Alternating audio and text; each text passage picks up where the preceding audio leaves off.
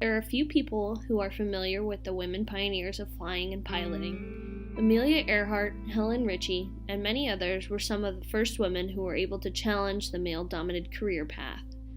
Earhart is well known for flying solo across the Pacific Ocean and setting records for new altitude heights, whereas Ritchie was the first woman to be hired as a pilot by a commercial airline in the United States. Now ask yourself, when was the last time you heard, "This is your captain speaking," from a female voice? Today, women pilots fly for many reasons. They fly for the airlines, go into space, compete in air races, haul freight, stock remote lakes with fish, and teach students to fly. According to Women in Aviation International, there are approximately 6,000 women who are commercial airline pilots. This can be compared to the other 90,000 men who are also commercial airline pilots. Over the last 20 years, the number of women choosing a career within aviation has increased. Even though the number of women involved in aviation has increased, the numbers are only high enough to cover 4 to 6% of the total pilot population.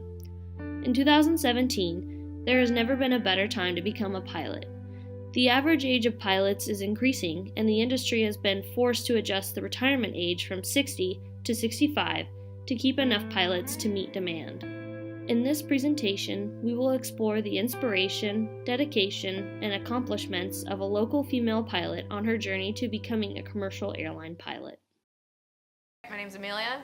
I'm 27. I am a pilot professionally. I flight instruct in this airplane you see behind me, and I am getting ready to go off to the airlines. I went to school before I was ready to go to school, and I didn't graduate. I don't have a degree. I certainly could go back and finish it, but it's one of those things where I really wish I would have known that this is what I wanted to do, because I would have been 3 years ahead. Not everybody in fact, a lot of people born in my scenario with 2 airline parents, a lot of them don't go to aviation. And in fact, I was one of those people.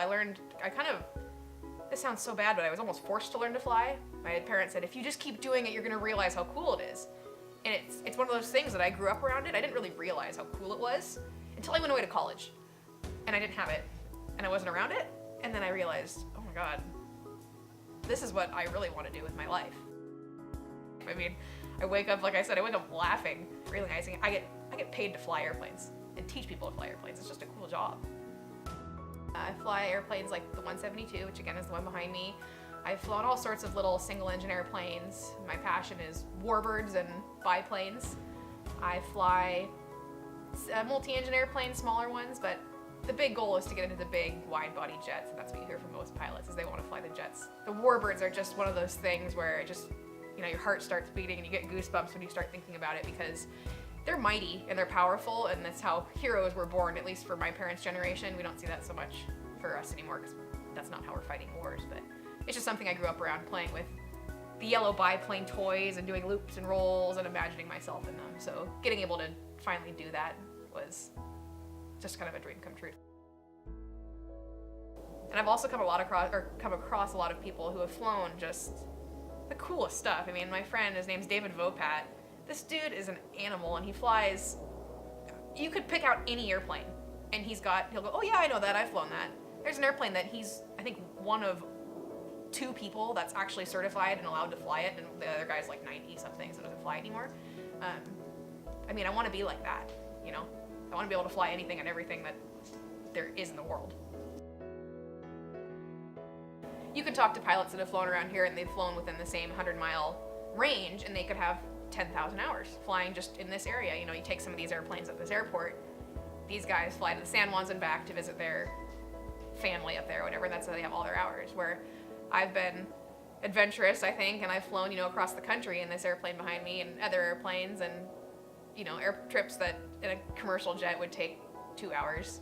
We take 12, 14, 15 hours of this just because it's fun, and it's building skills, and it's making memories that you didn't necessarily get in an airliner. I have about 1,500 hours, 1,500 hours, and in all relative pilot hours, it's not that much, but it is a pivotal point in any pilot's career, because 1,500 hours is the big number where you get to go to the airlines. You can get what's called your ATP license or rating. It's the one that people get confused for the commercial pilot. So 1,500 hours is a big It's a big number for me, but when you talk to, jet pilots that have been flying for a long time, they'll say, oh, I've got 20, or I stopped counting at 20,000 hours, or I stopped counting at 40,000 hours. Let's just say you want to go down the airline route, which is what a lot of people want to do. There's a lot of stepping stones. A lot of people think you just get your pilot certificate and you're a pilot and good job and go get hired. But it's actually quite a bit more difficult than that. You need to become a private pilot, and there's different things you add on top of that, skills. It's just like, I compare it to going through college and getting a degree. It's really similar. You have to start with basic prereq type classes, then you add on more specifics and different areas. There's things kind of like electives that you can add on that you don't necessarily have to get, like I say like a float rating, flying float planes, or flying tail wheels, or going out and flying like I was talking about the warbirds. You don't have to do that stuff to become an airline pilot. What you do need is a private pilot certificate, an instrument rating, a commercial pilot certificate, and a multi-engine rating. And after that, the airlines, and you get 1,500 airlines, or 1,500 hours, the airlines will hire you. There's a desperate need right now. And in fact, I'd encourage anybody who's looking at getting into aviation, now is the time. Everybody's retiring. The other thing was when 9/11 happened, you heard about all the airlines were going bankrupt, people weren't flying as much. People thought being a pilot, well, there's not gonna be no room for pilots, nobody's gonna hire them anymore. So for 10 years, general aviation, when people flying around these kind of airplanes for fun, is dying. I mean, it's dying, and we're trying to amp that back up and teach people that the airlines are hurting, and if you get hired by an airline, something like United or Delta, you could be making $100,000 in your first year. I mean, what other job?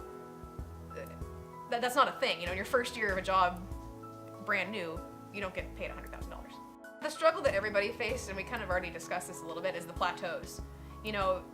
Each time you get a rating or a certificate, it's this, yeah, I did it. I'm gonna kind of sit here and just, enjoy this for a little while and not move on to the next one, because once I move on to the next one, it's a lot of work.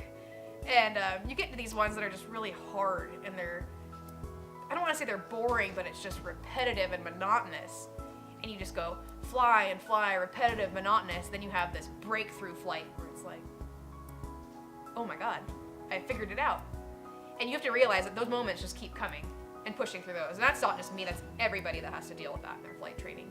Long-term goals, I'd like to put myself where my mom is right now. She's she's in the training department. She teaches people to teach people I think there's 3 tiers there, to teach people how to fly. She's, I look at her and I idolize her and I say she's bigger than big time.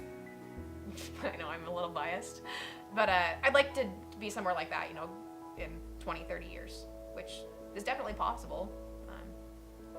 I'd like to be able to do that, and like I said, long term, my dream's to fly warbirds and fly really cool airplanes. So I can wake up every day,